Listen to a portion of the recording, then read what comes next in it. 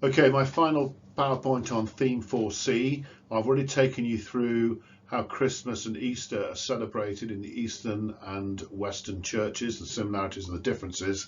This PowerPoint is specifically looking about how you might evaluate this theme. Okay, so no pictures, no nothing, just 13 slides that look at potential things that you can bring up if you are asked to evaluate this topic. So when you look at the syllabus, you've got two distinct areas of evaluation for this theme. The first looks at whether the different emphases and practices mean that Easter's a different celebration in the Eastern Orthodox and Western churches. And I suppose you could flip that on their head. They could do the same for Christmas. So you could get some ideas to how you might answer this question. The second is the relative importance of Easter and Christmas. Which festival is more important? So what I'm going to do in the following slides is outline some of those arguments and reasonings that you might choose when addressing these areas. You also may be able to use some of these should the evaluation questions slightly differ in the exam. So without further ado, let's look at this one. Do the different emphasis and practices with Easter as a different celebration in the Eastern Orthodox and Western churches? Well, if we're going to go, yes, they are different. We could use, it's true, there are different traditions in Eastern and Western churches. The church separated nearly 1,000 years ago, and obviously 1,000 years of difference has meant they've developed their own traditions. So yes, they are different. So if we look at the Eastern Orthodox Easter, it's really quite different than what we know in the West. The preparation for Easter, the big stress on fasting, the Great Fast. That fasting, although it's a theme in the West for Lent, it's not a requirement. But in the Eastern Orthodox Church, fasting during Lent includes strict fasting, complete abstinence from food and drink on certain days, as well as general rules of fasting, which do allow some food and drink on other days and weeks. And these are simple requirements that are not required in Western churches, so massively different. You can also look at how the Lenten season starts. In the Orthodox Church, it starts on Clean Monday. In the West, it's Ash Wednesday. The focus on Clean Monday is the confession of sins from one Christian to another, so as to enter the period of Lent with a clean conscience. You could also argue that during Lent, the Eastern Orthodox Church celebrates days such as saints such as St. Gregory Palamas in the second week. He's not even considered a saint in the Roman Catholic Church. The singing of a hymn to Mary, the Akathist, in the fifth week, as well as having a different focus in many services of the Western Church, such as the veneration of the cross, the remembrance of Lazarus on Lazarus Sunday, makes the Eastern Orthodox Church completely different. And also the heavy emphasis that the Orthodox Church has on icons, pictorial representations of Jesus, Mary and other religious figures. They've got a highly spiritual status. They're seen as form of prayers. They're venerated. Congregants bow and kiss them. Just doesn't occur in the Western churches at all. And of course, Holy Week in the Eastern Orthodox Church has its own set of themes, which are very different from the West, such as celebrating the patriarch Joseph as a prototype of Christ on Holy and Great Monday, reading the parables of the 10 virgins and the talents on Holy and Great Tuesday. So again, very different. You could also say that the Eastern Orthodox Church uses an epitafios on Good Friday, that cloth on which the figure of Jesus is painted or embroidered, taken down from the cross, processed around the church, placed in a makeshift cave prior to Easter, taken out and on display throughout the season. That doesn't happen in the West. You've got the emphasis that the Eastern Church places on the Paschal Vigil, the special service where congregants meet near midnight, they light candles outside the church, process into the church, have a long detailed liturgy in the middle of the night that celebrates the birth of Jesus. Again, totally different from the West. You've got the fact that Easter week is known as Bright Week in the East. Again, different terminology from the Western Church. And of course, you've got the difference in date of Easter. Whereas the Orthodox Church use the Julian calendar, they insist on the vernal equinox being interpreted astronomically, and that Easter must never fall before the Passover. So the completely different dates as well make it a different festival altogether. Or, if you want to argue the other way round, even though all these traditions are different, most churches in the West, from most churches in the West, the East and West, the traditions are very different. The theology surrounding Easter is virtually identical. So the Orthodox Church accepts the first ecumenical creeds of the Church, same creeds accepted by the Roman Church. Jesus is considered the second member of the Trinity. His death is an act of atonement. The theology is identical. And that theology is reflected in similar themes in both the East and the West. Readings from the Gospel about the resurrection, the joyous mood of celebration in Easter, the fact that different hymns, poems, languages are used, shouldn't obscure the fact that theology is identical. And of course the West too has a period of Lent, and again the overall goal is similar. It's a time of reflection, of preparation for Easter. Many Western Christians do fast. Some interpret this theme figuratively and fast from certain activities in order to achieve the same state as Christians in the East. But it's all about an attitude of learning and reflection about Christian life and its demands.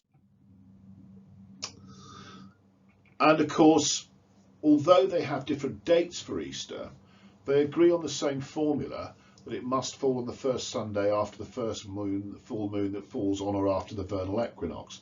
So the basic premise is there. And of course, in both East and West, Easter is the most important of all Christian festivals. It celebrates the resurrection of Jesus, which we know is the foundation of the Christian belief. So, and the witness of the Bible is equally important in all Christian traditions. So you've got that verse from 1 Corinthians, St. Paul. If Christ had not been raised, then our proclamation has been in vain and your faith has been in vain. Both East and West would agree with that. And also, though many worship details are different, high church Christians, what we mean by that is those who go with a much more formal method of worship. In the West, they use many of the same elements: banners, processions, liturgical colours, symbols such as the cross, flowers, remembering the foundation of the Eucharist on the Thursday of Holy Week, Maundy Thursday, the death of Jesus on the Friday of the Holy Week. The similarities are all there. And again, in both East and West, Easter Day is a social time of feasting, for family, for celebrating, so the similarities there. And though both Western and Eastern churches would say that Easter is the most important occasion of the church year, they also share the fact that it's not the beginning of the liturgical church year. In the Eastern church, it's the 1st of September. In the Western church, the beginning of Advent, late November. So they have that in common to some extent. And finally, you shouldn't forget the fact that although the church is separated, not primarily for theological reasons, though Theological was a real point of contention, the Eastern Church had long held the church in Rome in high esteem. It just opposed the idea of a pope. So you could argue the Eastern Church was most impacted in its relation with the West, not by differences in theology and worship, but by the fact that the Crusaders sacked Constantinople. For hundreds of years prior to this, there was one church in many traditions and theological emphases, and they've carried on to today. On the other line of evaluation, we can look at the relative importance of Easter and Christmas. Is one more important than the other? Now, I think you're hard pressed to argue whether Easter isn't a more important remembrance of what Jesus theologically did in terms of resurrection, in terms of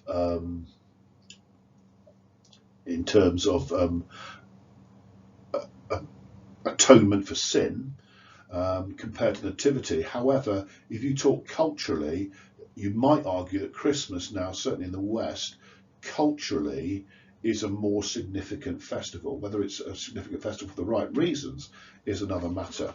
So if we're saying Christmas is more important than Easter, it's certainly true that it's a widely celebrated cultural event in the West. In Great Britain, for example, it's commercially present right after Halloween, with Christmas cards and advertising pointing to this event in October. There are many traditions that are celebrating the homes of both Christians and non-Christians alike, such as Christmas trees, displaying Christmas cards, hanging mistletoe, watching films with holiday themes such as Scrooge, Christmas Carol, etc., displaying a wreath on a door, using an Advent wreath, an Advent calendar with chocolates, or even setting up, nativity scenes in one's living room. And you could argue much more is done to decorate the homes than is done at Easter. So Christmas visually is a bigger festival. It's also true to say that more people attend Christmas services in the West than any other religious services of the year. That includes nativity plays at schools, carol services prior to Christmas, Christingle services, and Christmas Eve, Christmas Day services. And Christingle services especially have been growing in popularity in recent years. Even though they date back to the 18th century, they've recently been tied to charity, the Children's Society. So it's a very popular service for children and their families.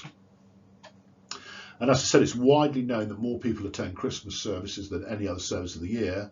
So in 2014, for example, 2.4 million attended a Christmas service in the Church of England compared to 1.3 million for an Easter service, so nearly double the amount attend at Christmas in the Church of England. On the theological side, Christmas is important for Christians because without the birth, there'd be no covenant, no crucifixion, no resurrection. The birth narratives are so important as to occur in two places in the New Testament, though you could flip that on the other side as well and say that it's that important, why aren't they in all four?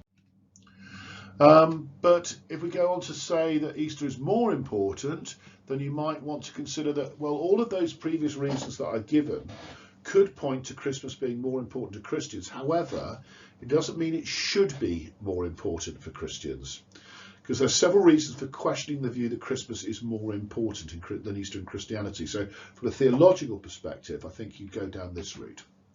So the Christian church was formed because of the resurrection of Jesus, not the birth. Early Christians celebrated worship weekly on Sundays, the day of the resurrection. The day of resurrection, the Sunday, is when the weekly service is, not the day of the Nativity. Secondly, the birth narratives in the Gospel were written later than the epistles. We know that the epistles of Paul are the earliest forms of writing. They don't mention the birth narratives at all, but almost every single one of those epistles refers to the resurrection of Jesus. Paul only ever refers in his writings to one miracle from the life of Jesus, and that's the resurrection. The resurrection of Jesus, not the birth of Jesus, is the focus of apostolic teaching.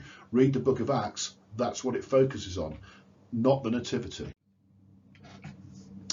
And of course, if we look at the traditions surrounding our present celebration of Christmas, quite a lot of them have got nothing to do with specifically Christian themes. So it could be argued that Christmas represents a Christianizing of pagan festivals. So the Roman Emperor Aurelian chose that date because it was linked to the worship of Saturnalia, or the invincible sun god, Natalis Solis Invicti. So when that empire became Christianized, they turned the pagan festival into a Christian holiday. They were trying to Christianize the populace. And parts of that festival, the celebration of light, the giving of presents, the use of greenery indoors, are all linked to pagan festivals symbolising the presence of life after death of winter. Mistletoe was actually forbidden by the church because of its connections with the Druidic religion. In fact, the only specifically Christian symbolism in the popular celebration of Christian may actually be the nativity crib and nothing more. And although Easter too has some pagan elements, such as the name deriving from the Anglo goddess Istra, it's mostly a Christianizing of a specifically religious feast of Passover, and it's done in accordance with a command of Jesus. And of course, the fact that more people attend Christmas than Easter services doesn't prove that it's more important. In fact, most Christians lament the commercialization of Christmas.